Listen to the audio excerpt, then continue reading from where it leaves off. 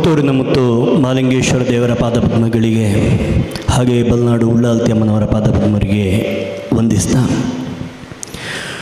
ವೇದಿಕೆಯಲ್ಲಿ ಉಪಸ್ಥಿತ ಎಲ್ಲ ಬಂಧುಗಳಿಗೂ ಒಂದೇ ಮಾತಿನಲ್ಲಿ ನಮನವನ್ನು ಸಲ್ಲಿಸ್ತಾ,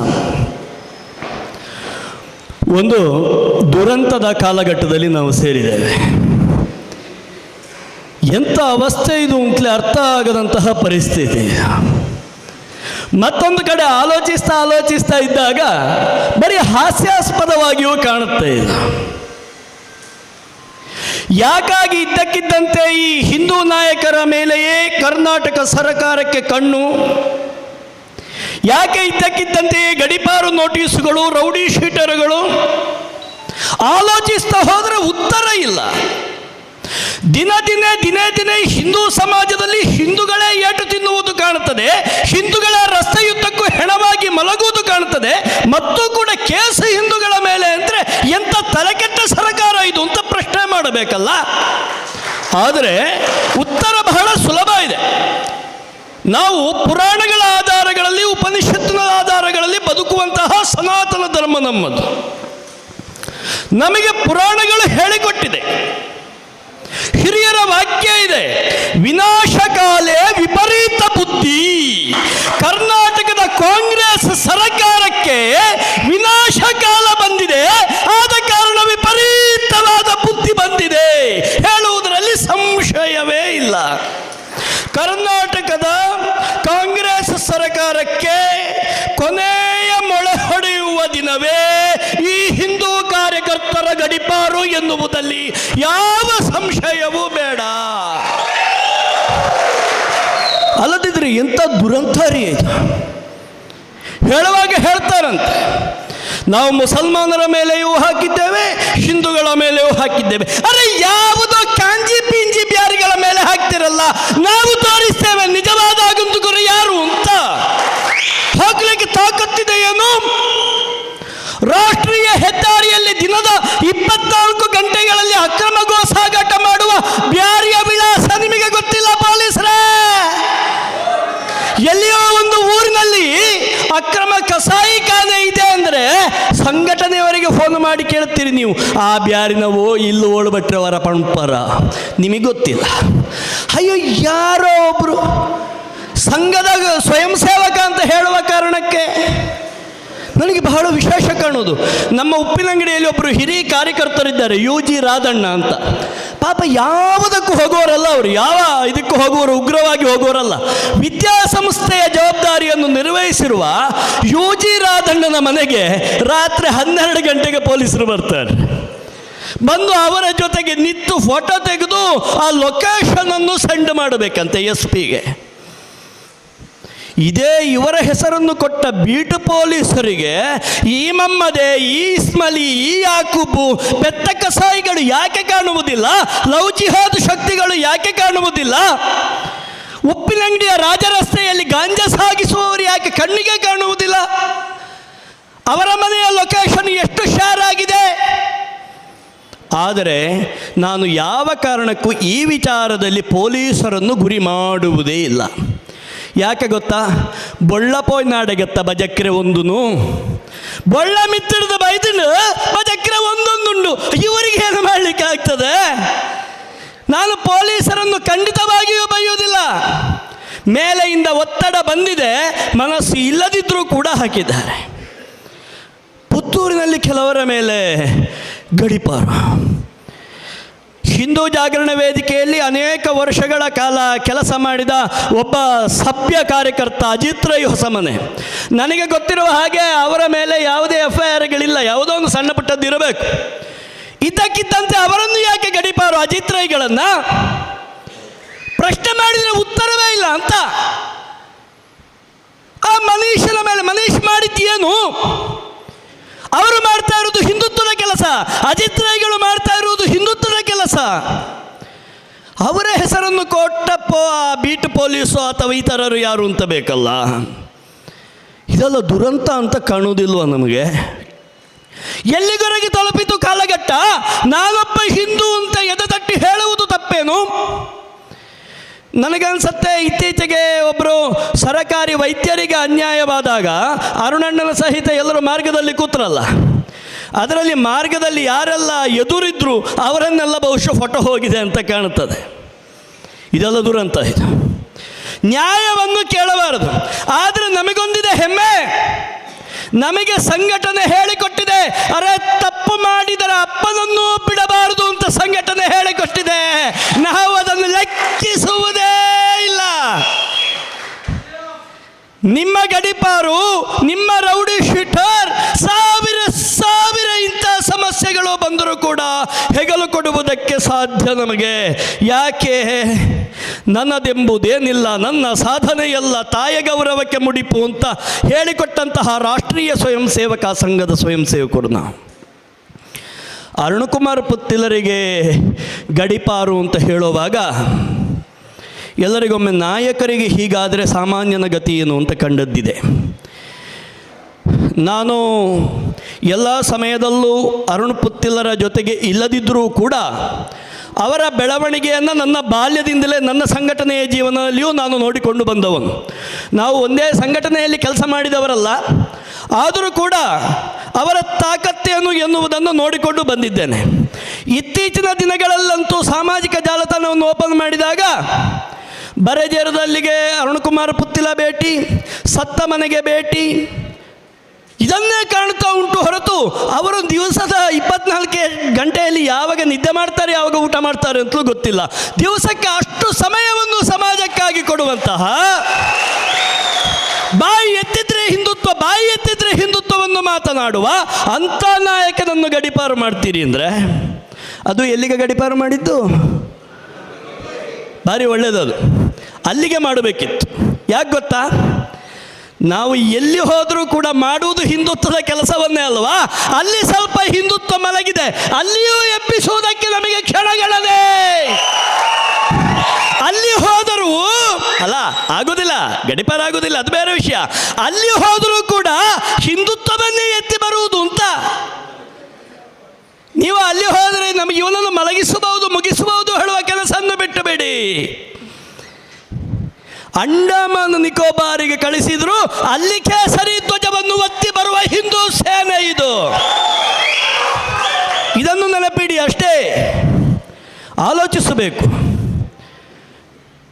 ನಮಗೆ ಅನ್ಯಾಯವಾಗ್ತಾ ಇದೆ ಅಂತ ಹೇಳಿದರೆ ಅದನ್ನು ಹತ್ತಿಕ್ಕಲಿಕ್ಕೆ ಒಂದಷ್ಟು ಮಂದಿ, ಅದನ್ನು ಪ್ರಶ್ನೆ ಮಾಡಲಿಕ್ಕೆ ಒಂದಷ್ಟು ಮಂದಿ. ಇದು ದುರಂತ ಅಲ್ವಾ? ಇದು ಇವತ್ತು ಇಲ್ಲಿ ಸೇರಿದ ತಂಡ ಉಂಟಲ್ಲ, ಯಾವನೋ ಒಬ್ಬನ ಹೆಸರಿನಲ್ಲ, ಯಾವುದೋ ಒಂದು ಸಂಘಟನೆಯ ಹೆಸರಿನಲ್ಲ, ಇಡೀ ಹಿಂದೂ ಸಮಾಜಕ್ಕೆ ಅನ್ಯಾಯವಾದಾಗ ಸಂಘಟನೆಯ ಭೇದವನ್ನು, ಪಕ್ಷ ಭೇದವನ್ನು, ಜಾತಿ ಭೇದವನ್ನು ಮರೆತು ನಾವು ಎಲ್ಲರೂ ಹಿಂದೂ, ನಾವು ಎಲ್ಲ ಒಂದು, ಹಿಂದೂಗಳಿಗೆ ಆದ ಅಪಮಾನಕ್ಕೆ ನಾವೆಲ್ಲ ವಿರೋಧ ಮಾಡ್ತೇವೆ ಹೇಳುವ ಏಕಧ್ವನಿಯಲ್ಲಿ ಸೇರಿದ್ದಿಲ್ಲಿ. ಇಲ್ಲಿ ಎಲ್ಲ ಸಂಘಟನೆಯವರು ಇದ್ದಾರೆ, ದೇಶಭಕ್ತ ಪಕ್ಷದ ಜವಾಬ್ದಾರಿಯುತರೂ ಇದ್ದಾರೆ, ದೇಶಭಕ್ತ ನಾಗರಿಕರೂ ಇದ್ದಾರೆ. ಆಲೋಚಿಸಬೇಕು. ಆದರೆ ನನಗೆ ದುರಂತ ಕಾಣೋದು ಈ ಆಡಳಿತ ಪಕ್ಷ, ರಾಜ್ಯ ಆಡಳಿತ ಪಕ್ಷ ಎಷ್ಟು ಅಂತ ಬಾಲಂಗೋಚಿ ಆಗತ್ತೆ ಅಂತ. ಬೀಲ ಬತ್ತದ ನೇಲುನೆ ಅಂತ ಹೇಳ್ತಾರಲ್ಲ, ಹಾಗೆ ಮುಸಲ್ಮಾನರ ಬಾಲ ಹಿಡಿದು ನೇಲ್ತಾ ಇದೆ ಎಲ್ಲ ಕಾಂಗ್ರೆಸ್ ಸರ್ಕಾರ. ಇದು ದುರಂತ ಅಲ್ವೇನು? ಮೊನ್ನೆ ಒಬ್ಬ ಮುಸಲ್ಮಾನ ವಾಯ್ಸ್ ರೆಕಾರ್ಡ್ ಬಿಟ್ಟ, ನಿಮಗೆಲ್ಲ ಗೊತ್ತಿರಬಹುದು. ಒಂದು ಜಾತಿಯನ್ನು ಹೇಳಿದವ, ನನಗದು ಜಾತಿ ಅಂತ ಕೇಳಲಿಲ್ಲ, ಆ ಜಾತಿಯ ಬದಲು ಹಿಂದುತ್ವ ಅಂತ ಅನಿಸ್ತಾ ಇತ್ತು. ಮಾತಾ ಶಟ್ರು ನಕ್ಕಳನ ಬ್ಯಾನರ್ ಪಾಡ್ನು, ಮಲ್ಲೈಕ ರಮನಾತ್ರಯ್ಯನ ಫೋಟೋ, ಮತ್ತೊಂದಿಬ್ಬರ ಹೆಸರು ಹೇಳಿ ಅವರ ಫೋಟೋ, ತೀರ್ಥ ಶುಭ ಕೋರುವ MS ಮಹಮ್ಮದ್, ನಿಕ್ಳಿಗೆ ನಾಚಿಗೆ ಪೂಜ ಅಂತ ಕೇಳಿದ. ಬಹುಶಃ ಹಾಗೆ ಕಾಂಗ್ರೆಸ್ನವನು ತಗಳಿದಲ್ಲ, ಆ ಬ್ಯಾರಿ ಮೇಲೆ ಈಗ ಗಡಿಪಾರ ಆಗಿರ್ಬೋದು, ಅವನ ಮೇಲೆ ಗಡಿಪಾರು ಮಾಡಿರ್ತಾರೆ. ಯಾಕೆಂದರೆ ಅವರಿಗೆ ಅವರನ್ನು, ಅವರ ಪಕ್ಷವನ್ನು ಯಾರೆಲ್ಲ ಬೈತಾರೆ ಅವರನ್ನೆಲ್ಲ ಮಾಡೋದು, ಅವರಿಗೆ ಬೇರೆ ಯಾವ ತಾಕತ್ತೂ ಇಲ್ಲ. ಇತ್ತೀಚೆಗೆ ಹಿಂದೂ ಜಾಗರಣ ವೇದಿಕೆಯ ಜಿಲ್ಲಾ ಜವಾಬ್ದಾರಿಯುತರಾದಂತಹ ಶ್ರೀ ನರಸಿಂಹ ಶೆಟ್ಟಿ ಮಾಣಿ ಇವರಿಗೆ ಪಾಕಿಸ್ತಾನ ಪ್ರೇರಿತ ಸಂಘಟನೆ ಅಥವಾ ವ್ಯಕ್ತಿಗಳಿಂದ ಪ್ರಾಣ ಬೆದರಿಕೆಯ ಸಂದೇಶ ಬರುತ್ತೆ. ಇವತ್ತಿವರೆಗೂ ಆ ಸಂದೇಶ ಎಲ್ಲಿಂದ ಬಂತು, ಕಳುಹಿಸಿದವರು ಯಾರು ಅಂತ ಹೇಳುವ ವಿಚಾರಣೆ ಆಗಿದೆ ಅಂತ ನನ್ನ ಗಮನಕ್ಕೆ ಬರಲಿಲ್ಲ. ಹಾಗಾದರೆ ಅದನ್ನು ವಿಚಾರಣೆ ಮಾಡುವ ತಾಕತ್ತಿಲ್ಲವೇನು ಕರ್ನಾಟಕ ಸರ್ಕಾರಕ್ಕೆ? ನರಸಿಂಹ ಶೆಟ್ಟರಿಗೆ ಪ್ರಾಣ ಬೆದರಿಕೆ ಬಂದಾಗ ಅಲ್ಲ ರೀ, ಶೆಟ್ಟಿ ಅಂತವರ ಮರ್ಡರ್ ಆದಾಗಲೇ ಬಂದು ಒಂದು ಹೆಣ ನೋಡುವ ಯೋಗ್ಯತೆ ಇಲ್ಲದ ಈ ಕಚಡ ನಾಯಿಗಳಿಗೆ ಇನ್ನು ಎಲ್ಲಿ ಹಿಂದೂಗಳನ್ನು ರಕ್ಷಣೆ ಮಾಡುವ ಮನಸ್ಥಿತಿ ಬರುತ್ತೆ? ಇವರ ತಾಕತ್ತಷ್ಟು ಗೊತ್ತಾ? ಈಗ ನಾನು ಮನೆ ತಲುಪಬೇಕಾದ್ರೆ ಮೊದಲೇ ನನ್ನ ಬಂಧನ ಆದೀತು. ಇಲ್ಲದಿದ್ದರೆ ರಾತ್ರಿ 12 ಗಂಟೆಗೆ ನನ್ನ ಮನೆ ಹತ್ತಿರ 2 ಚಟ್ಟೆ ಟೊಪ್ಪಿಯವರು ಬಂದು ನಿಂತಾರು. ಇವರಿಗೆ ತಾಕತ್ತಿರುವುದು ಇದು ಮಾತ್ರ. ಬೇರೆ ಯಾರನ್ನು ಮುಟ್ಟುವ, ನಿಜ ಅಪರಾಧಿಗಳನ್ನು ಮುಟ್ಟುವ ತಾಕತ್ತು ಕರ್ನಾಟಕ ಸರ್ಕಾರಕ್ಕೆ ಇಲ್ಲ. ಇದು ದುರಂತ. ನಾನು ಯಾವುದೋ ಒಂದು ಪಕ್ಷದ ಬಾಲಂಕೋಚಿ ಅಲ್ಲ, ನನಗೆ ಪಕ್ಷದಲ್ಲಿ ಜವಾಬ್ದಾರಿ ಇಲ್ಲ.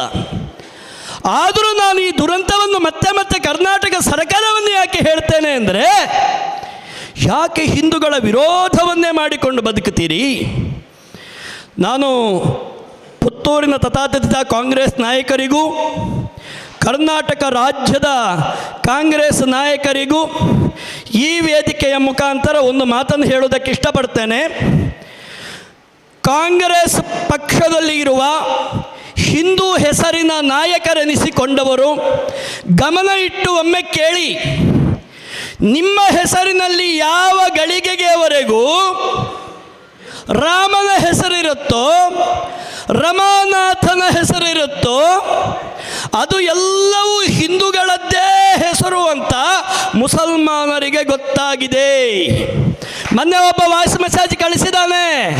ಎಷ್ಟಾದರೂ ಮೂತ್ರ ಮಾಡಿ ತೊಳೆಯದವರು ಕಾಂಗ್ರೆಸ್ನಲ್ಲಿ ಇದ್ದರೂ ಅವರ ಮನಸ್ಸಿನಲ್ಲಿರುವುದು ಬ್ಯಾರಿ ಅಂತ ಕಾಂಗ್ರೆಸ್ನಲ್ಲಿರುವ ಹಿಂದೂಗಳನ್ನು ನಂಬಬೇಡಿ, ಅವ ಕಾಪೀರ ಕಾಪೀರ ಕಾಪೀರ ಅಂತ ಹೇಳಿದ. ನಾವು ನೀವು ಎಷ್ಟೇ ಬ್ಯಾರಿಗಳ ಬೀಲ ಹಿಡಿದು ನೇತೃ ಕಾಂಗ್ರೆಸ್ನವರೇ, ಅವರು ಎಡದ ಕಾಲಿನಲ್ಲಿ ಒತ್ತು ಮುಸಲ್ಮಾನರು ಕಾಂಗ್ರೆಸ್ಸನ್ನು ತ್ಯಜಿಸಿ ಬರೆದಿಟ್ಟುಕೊಳ್ಳಿ. ಒಂದಲ್ಲ ಒಂದು ದಿವಸ ಪುತ್ತೂರು ವಿಧಾನಸಭಾ ಕ್ಷೇತ್ರದ ಸಹಿತ ಚುನಾವಣೆಯಾಗುವುದು ಹಿಂದುತ್ವದ ಪರವಾದ ಪಕ್ಷಕ್ಕೂ ಮುಸಲ್ಮಾನರ ಪರವಾದವರಿಗೂ ಬಿಟ್ಟರೆ ಕಾಂಗ್ರೆಸ್ಸಿನವರಿಗೂ ಹಿಂದುತ್ವ ಪಕ್ಷಕ್ಕೂ ಅಲ್ಲ. ಯಾಕಂದರೆ ಕಾಂಗ್ರೆಸ್ಸಿನವರಿಗೆ ಕೊನೆಯ ಆಣಿ ಬಡಿಯುವುದಕ್ಕೆ ಹಿಂದೂಗಳು ಬೇಡ, ಬ್ಯಾರಿಗಳು ತಯಾರಾಗಿ ಆಗಿದೆ. ನೀವು ಅವರ ಬಾಲಂಗೋಚಿಗಳಾಗಿದ್ದೀರಲ್ಲ, ಅವರು ನಿಮ್ಮನ್ನು SDPI ಮೂಲಕ ಒದಿತಾ ಇದ್ದಾರೆ, ಚೂರ್ಣ ಮಾಡ್ತಾ ಇದ್ದಾರೆ. ನಿಮಗೆ ಗೊತ್ತಾಗ್ತಾ ಇಲ್ಲ, ನೀವು ಇನ್ನೂ ನೇಳ್ತಾ ಇದ್ದೀರಲ್ಲ. ನಿಮ್ಮ ಹೆಸರಿನಲ್ಲಿ ಹಿಂದೂ ಹೆಸರು ಇರುವಲ್ಲಿಯವರೆಗೆ ನಿಮ್ಮ ಮನೆಯಲ್ಲಿ ನಿಮ್ಮ ಕುಟುಂಬದ ದೈವಕ್ಕೆ ನೀವು ಅಗೇಲು ಕೊಡ್ತೀರಾದರೆ, ಸತ್ಯನಾರಾಯಣ ದೇವರ ಪೂಜೆ ಮಾಡ್ತೀರಾದರೆ, ನಿಮ್ಮನ್ನು ಅವ ಯಾವತ್ತೂ ಕಾಂಗ್ರೆಸ್ ಅಂತ ಒಪ್ಪುವುದಿಲ್ಲ. ನಮ್ಮಣ್ಣ ಆಳು ಅಂತ ಅವ ಹೇಳುವುದೇ ಇಲ್ಲ, ಅದು ಕಾಪಿರಣ್ಣ ಆಳು. ಇದನ್ನು ನೆನಪಿಟ್ಟುಕೊಳ್ಳಿ. ಅವರ ಬಾಲಂಗೋಚಿಗಳಾಗುವಾಗ ನೆನಪಿಡಿ. ನಿಮ್ಮ ಬುಡಕ್ಕೆ ಬಂದಾಗ ನೀವು ಕೈ ಮುಗಿಯಬೇಕಾದ್ದು ಕುಟುಂಬದ ದೈವಕ್ಕೆ ಹೊರತು ಅವರಿಗೆ ಯಾರಿಗೂ ಅಲ್ಲವಲ್ಲ. ಆವಾಗ ನಿಮಗೆ ನೆನಪಾಗುವುದಲ್ಲ ಹಿಂದುತ್ವ. ಇದು ದುರಂತ. ಗೊತ್ತಿದೆ ರೀ, ಕಾಂಗ್ರೆಸ್ಸಿನ ಒಳಗಿರುವವರಿಗೂ ನಾವು ಮಾಡ್ತಾ ಇರುವುದು ತಪ್ಪು ಅಂತ ಹೇಳುವ ಅರಿವಿದೆ. ಆದರೂ ಕೂಡ ಯಾಕೆ ಮಾಡ್ತಾ ಇಲ್ಲ? ಮತ್ತೆ ಮತ್ತೆ ಈ ದೊಂಡೆ ಕಟ್ಟಿ ಬದುಕುವವನಿಗೆ ಒಂದು ಹನಿ ನೀರು ಸಿಕ್ಕಿದ್ರು ಗಂಗಾಜಲ ಅಂತ ಆಗ್ತದಲ್ಲ, ಹಾಗೆ ಅವರಿಗೆ ಒಂದು 2 ಬ್ಯಾರಿ ಆದರೂ ನಮ್ಮೊಟ್ಟಿಗಿದ್ರೆ ಬದುಕಲಿಕ್ಕೆ ಆಗ್ತದ ಅಂತ ನೋಡುವ ಅಂತ. ಇದು ದುರಂತ. ನಾವು ಪ್ರತಿ ಸಲ ಎಲ್ಲ ಖಂಡನಾ ಸಭೆಯಲ್ಲಿಯೂ ಪ್ರತಿಭಟನಾ ಸಭೆಯಲ್ಲಿಯೂ ಕೂಡ ಪೊಲೀಸರ ಈ ಅವ್ಯವಸ್ಥೆಯನ್ನು ತೆಗೊಳ್ಳುವುದು, ಪೊಲೀಸರನ್ನು ಬೈಯುವುದೇ ಹೆಚ್ಚು. ಆದರೆ ನನಗೆ ಈಗ ಕಾಣ್ತದೆ, ಪೊಲೀಸರನ್ನು ಬೈಯುವುದು ವೇಸ್ಟ್, ಅದು ಏನೂ ಪ್ರಯೋಜನ ಇಲ್ಲ. ಅವರ ಸ್ವಂತಿಗೆ ಇದರಲ್ಲಿ ಏನಿದೆ? ಮೇಲೆಯಿಂದ ಅವನನ್ನು ಬಂಧಿಸು ಅಂತ ಹೇಳಿದರೆ ಅವನಲ್ಲಿಗೆ ಹೋಗಿ ಬಂಧಿಸ್ತಾನೆ, ಅವನ ಲೊಕೇಶನ್ ಕಳಿಸು ಅಂದರೆ ಲೊಕೇಶನ್ ಕಳಿಸ್ತಾನೆ. ಇದನ್ನೇ ಮಾಡುವುದು ಬಿಟ್ಟರೆ ಅವರ ಸ್ವಂತಿಕೆ ಏನಿಲ್ಲ. ಹಾಗಾಗಿ ಯಾರು ನೀವು ಪೊಲೀಸ್ಗಳಿಗೆ ಧಿಕ್ಕಾರ ಹಾಕಲಿಕ್ಕೆ ಹೋಗಬೇಡಿ. ಅವರು ಬಾಲಂಗೋಚಿಗಳು, ಅವರಿಗೆ ಧಿಕ್ಕಾರ ಹಾಕಿ ಏನೋ ಪ್ರಯೋಜನ ಇಲ್ಲ. ಇನ್ನೂ ಮುಂದುವರಿಯುತ್ತದೆ. ಹಿಂದೂಗಳ ನಾವು ಆಲೋಚಿಸಬೇಕು, ಇನ್ನೂ ಕೂಡ ಮುಂದುವರಿಯುತ್ತದೆ. ಪೆಟ್ಟ ಪೆಟ್ಟಿನ ಮೇಲೆ ಪೆಟ್ಟು, ಪೆಟ್ಟಿನ ಮೇಲೆ ಪೆಟ್ಟು ಬೀಳ್ತಾ ಇರ್ತದೆ. ಸಹಿಸಿಕೊಳ್ಳುವಷ್ಟು ಸಹಿಸಿಕೊಂಡು ತಲೆ ಎತ್ತಿ ನಿಂತಾಗ ಏಟು ಬೀಳುವುದು ಕಡಿಮೆ ಆಗ್ತದೆ, ಅವರು ಬೆನ್ನು ಹಾಕಿ ಓಡ್ತಾರೆ. ಆದರೆ ಎದುರಿಸುವುದು ಹೇಗೆ? ಧರ್ಮವನ್ನು ಧರ್ಮವೇ ರಕ್ಷಿಸ್ತದೆ ಎನ್ನುವ ಸತ್ಯದ ಮೂಲಕ ನಾವು ಎದುರಿಸಬೇಕು. ಒಂದು ಆಲೋಚನೆ ಮಾಡಬೇಕು. ನಮ್ಮ ಪುರಾಣಗಳು ಸುಳ್ಳಲ್ಲ ಅಂತ ನಾನು ಮಾತನ್ನು ಪ್ರಾರಂಭಿಸಿದ್ದು ಅದಕ್ಕೆ. ನಾವು ಮಹಾಭಾರತದಲ್ಲಿ ಕೇಳ್ತೇವಲ್ಲ, ಕೌರವರು ಪಾಂಡವರನ್ನು ರಾಜ್ಯಭ್ರಷ್ಟರನ್ನಾಗಿ ಮಾಡಲಿಕ್ಕೆ ನೋಡಿದರು. ಬೇರೆ ಬೇರೆ ರೀತಿಯಲ್ಲಿ ಪ್ರಯತ್ನ ಪಟ್ಟು ಪಾಂಡವರನ್ನು ರಾಜ್ಯದಿಂದ ಓಡಿಸಿ ಆಯಿತು, ರಾಜ್ಯದಿಂದ ಗಡಿಪಾರು ಮಾಡಿ ಆಯಿತು. ಗಡಿಪಾರು ಮಾಡಿದ ನಂತರ ಎಷ್ಟು ದಿನ ಉಳಿಯಿತು ಕೌರವ ಸೇನೆ?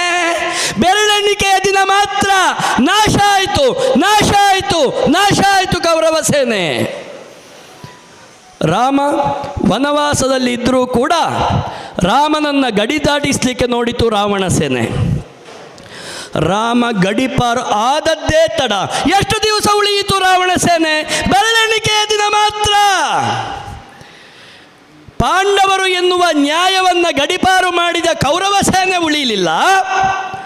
ರಾಮ ಎನ್ನುವ ಸತ್ಯವನ್ನು ಗಡಿಪಾರು ಮಾಡಿದ ರಾವಣ ಸೇನೆ ಉಳಿಯಲಿಲ್ಲ. ಮತ್ತೆ ಹಿಂದೂ ಕಾರ್ಯಕರ್ತರನ್ನು, ಹಿಂದೂ ನಾಯಕರಾದ ಅರುಣಕುಮಾರ ಪುತ್ತಿಲರೇ ಮೊದಲಾದಂತಹ ಕಾರ್ಯಕರ್ತರನ್ನು ಗಡಿಪಾರು ಮಾಡಿದರೆ ಕಾಂಗ್ರೆಸ್ ಸರ್ಕಾರ ಉಳಿಯುತ್ತೇನು? ಉಳಿಯುವುದೇ ಇಲ್ಲ, ಉಳಿಯುವುದೇ ಇಲ್ಲ. ಯಾಕಂದರೆ ಸತ್ಯವನ್ನು ಸತ್ಯವೇ ರಕ್ಷಿಸ್ತದೆ, ನ್ಯಾಯವನ್ನು ನ್ಯಾಯವೇ ಕಾಪಾಡುತ್ತದೆ ಎನ್ನುವ ಧೈರ್ಯ ನಮಗಿದೆ. ಆದರೆ ಕೆಲವಷ್ಟು ದಿವಸಗಳ ಕಾಲ ಇದನ್ನು ನಾವು ಮೆಟ್ಟಿ ನಿಲ್ಲೇಬೇಕು, ಎದುರಿಸಲೇಬೇಕು. ನಾವೆಲ್ಲ ಸಂಘದ ಸ್ವಯಂ ಸೇವಕರು, ನಮಗೆ ಗೊತ್ತಿದೆ ಹಿರಿಯರು ಹೇಳುವ ಕತೆ. ತುರ್ತು ಪರಿಸ್ಥಿತಿ ಬಂದ ನಂತರದಲ್ಲಿ ಸಂಘ ಬೆಳೆದದ್ದು ಹೆಚ್ಚು, ಹೊಡೆತಗಳು ಬಿದ್ದಲ್ಲಿ ನಿತ್ಯ ಶಾಖೆಗಳಾದದ್ದು ಹೆಚ್ಚು. ಅವರ ಕೇಸರಿ ಧ್ವಜವನ್ನು ಅಪಹರಿಸಿದಲ್ಲಿ, ಕೇಸರಿ ಧ್ವಜಕ್ಕೆ ಬೆಂಕಿ ಕೊಟ್ಟಲ್ಲಿ ಕೇಸರಿ ಧ್ವಜಗಳು ಹಾರಿದ್ದು ಹೆಚ್ಚು. ಹಿಂದೂ ಜಾಗರಣ ವೇದಿಕೆ, ಬಜರಂಗ ದಳದಂತಹ ಸಂಘಟನೆಗಳು ಬೋರ್ಗರೆದದ್ದು ಹೆಚ್ಚು. ಇದಕ್ಕೆ ಕಾಂಗ್ರೆಸ್ ಸರ್ಕಾರಕ್ಕೆ ನಾನು ಶರಣು ವೈಯಕ್ತಿಕವಾಗಿ. ಯಾಕೆ ಗೊತ್ತಾ?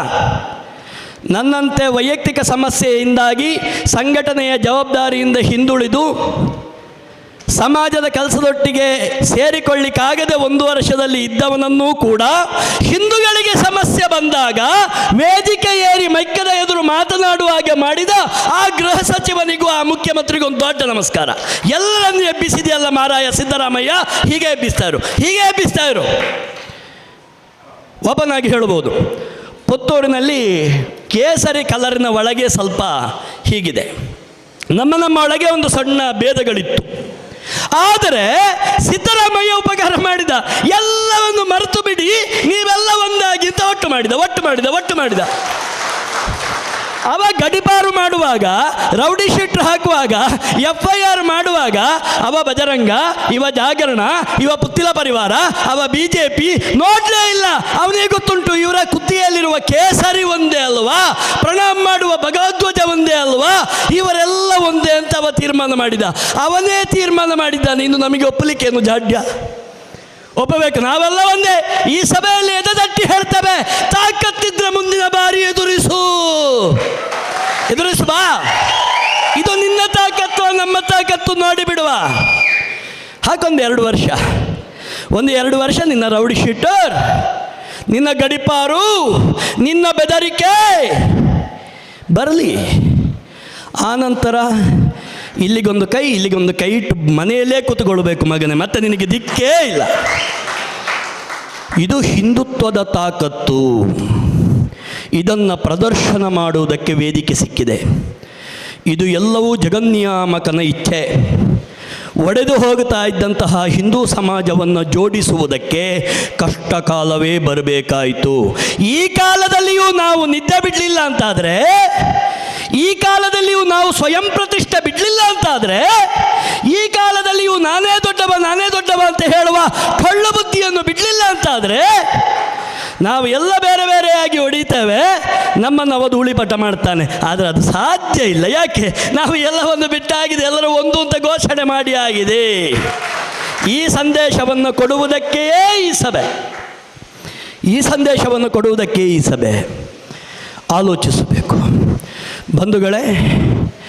ನಾವು ಎಲ್ಲರೂ ಕೂಡ ತಾಯಿ ಭಾರತಾಂಬೆಯ ಮಕ್ಕಳು, ತಾಯಿ ಭಾರತೀಯ ಸೇವೆಯಲ್ಲಿ ಇನ್ನಷ್ಟು ಮುಂದುವರಿಯಬೇಕು ಅಂತ ಹೇಳುವ ಸಂದೇಶವನ್ನು ಕೊಡುವುದಕ್ಕೆ. ಯಾರು ಕೂಡ ಬೆದರುವುದು ಬೇಡ. ಹಿಂದೂ ಸಮಾಜ ಆ ತುಳುನಾಡಿನ ಸತ್ಯಗಳು, ಪುತ್ತೂರಿನ ಮಾಲಿಂಗೇಶ್ವರ, ಬಲ್ನಾಡಿನ ಉಳ್ಳಾಲ್ತಿ ನಮ್ಮ ಜೊತೆಗಿದ್ದಾರೆ, ನಮ್ಮ ಮನೆಯಲ್ಲಿ ಮಣಿಮಂಚದಲ್ಲಿ ಪೂಜೆ ಆರಾಧನೆ ಮಾಡುವಂತಹ ಸತ್ಯಗಳು ನಮ್ಮ ಬೆಂಬಲಕ್ಕಿದೆ ಎನ್ನುವ ಸತ್ಯ ಧೈರ್ಯ ನಮಗಿದ್ದರೆ ಸಾಕು. ಅದುವೇ ನಮ್ಮನ್ನು ಕಾಪಾಡ್ತದೆ, ಅದುವೇ ನಮ್ಮೊಟ್ಟಿಗಿರ್ತದೆ. ಈ ಒಂದು ಕಠಿಣ ಸಂದೇಶವನ್ನು ಹಿಂದೂ ವಿರೋಧಿ ಸರಕಾರಕ್ಕೆ ಕೊಡಬೇಕಿತ್ತು. ಅದನ್ನು ಈ ಸಭೆಯ ಮೂಲಕ 5-10 ನಿಮಿಷಗಳಲ್ಲಿ ಕೊಡುವ ಪ್ರಯತ್ನವನ್ನು ಮಾಡಿದ್ದೇನೆ. ಆಲೋಚಿಸಿ. ನಿಮ್ಮ ಕಡೇ ಆಣಿಯಾದರೆ ಹೆಟ್ಟದೆ ಇರಬೇಕು ಅಂತಾದರೆ ಇನ್ನಾದರೂ ಹಿಂದೂ ವಿರೋಧಿ ನೀತಿಯಿಂದ ಹೊರಗೆ ಬನ್ನಿ. ಇನ್ನು ಇವತ್ತು ಕೂಡ ನಿಮ್ಮ ಲಾಠಿ, ನಿಮ್ಮ ಹ್ಯಾಟು, ನಿಮ್ಮ ಸ್ಟಾರು, ನಿಮ್ಮ ತಾಕತ್ತನ್ನು ತೋರಿಸಲಿಕ್ಕೆ ಹೊರಟ್ರೆ ಹಿಂದೂ ಸಮಾಜವು ಅವರ ತಾಕತ್ತನ್ನು ತೋರಿಸ್ತದೆ. ಮತ್ತೆ ಸಮುದ್ರ ಬೋರ್ಗರೆಯಿತು ಅಂತ ಇಟ್ಟಿಗೆ ಕಟ್ಟಲಿಕ್ಕೆ ಸಾಧ್ಯ ಇಲ್ಲ ಎನ್ನುವ ಸಂದೇಶವನ್ನು ಕೊಡ್ತಾ, ಅರುಣಕುಮಾರ ಪುತ್ತಿಲರನ್ನು ಗಡೀಪಾರು ಮಾಡುವುದು ಎನ್ನುವುದು ಯಾವುದೇ ವಿರೋಧಿಗಳ ಕನಸಿನ ಮಾತು. ಯಾಕಂದರೆ ಹಿಂದೂ ಸಾವಿರ ತಾಯಂದರ ಆಶೀರ್ವಾದ, ಸಾವಿರ ಕಾರ್ಯಕರ್ತರ ಆಶೀರ್ವಾದ, ಹಿರಿಯರ ಆಶೀರ್ವಾದ ಅವರ ಮೇಲಿದೆ. ನಾನು ಒಬ್ಬ ಅರುಣಕುಮಾರ ಪುತ್ತಿಲ ಅಂತ ಹೇಳುವುದಲ್ಲ, ಯಾರ ಮೇಲೆಲ್ಲ ಮೊಕದ್ದಮೆ ಆಗಿದೋ ಅವರ ಮೇಲೆಲ್ಲವೂ, ಯಾರಿಗೆಲ್ಲ ಗಡೀಪಾರು ನೋಟಿಸ್ ಬಂದಿದೋ ಹಿಂದೂಗಳಿಗೆ, ಅವರ ಪರವಾಗಿ ಹಿಂದೂಗಳು ಪ್ರತಿಯೊಬ್ಬರೂ ಕೂಡ ಸತ್ಯಗಳಿಗೆ ಕೈ ಮುಗಿತಾರೆ. ಯಾವತ್ತೂ ಕೂಡ ಗಡೀಪಾರು ಆಗುವುದಿಲ್ಲ. ಆದರೂ ಕೂಡ ಹಿಂದುತ್ವದ ಕೆಲಸ ನಿಲ್ಲುವುದಿಲ್ಲ ಅಂತ ಹೇಳುವಂತಹ ಕೊನೆಯ ಸಂದೇಶವನ್ನು ಕೊಡ್ತಾ, ಕಾಂಗ್ರೆಸ್ ಸರಕಾರಕ್ಕೆ ಕರ್ನಾಟಕದಿಂದ ಬೊಳ್ಳಕ್ಕೆ ಹೋಗುವುದಕ್ಕೆ ಕೊನೆಯ ತಳ್ಳುವಿಕೆಗೆ ಕೈ ನಮ್ಮದೇ ಆಗಲಿ ಅಂತ ಹಾರೈಸ್ತಾ, ವಾರಕ್ಕಾಗಲಿ ನೂಕಿದ ಬಿಡಕ ಬೊಳಗೆ ಬಾಡಂಚಿ. ದೊಡ್ಡ ನಮಸ್ಕಾರ. ಜೈ ಶ್ರೀರಾಮ್, ಜೈ ಭಾರತ್ ಮಾತೆ.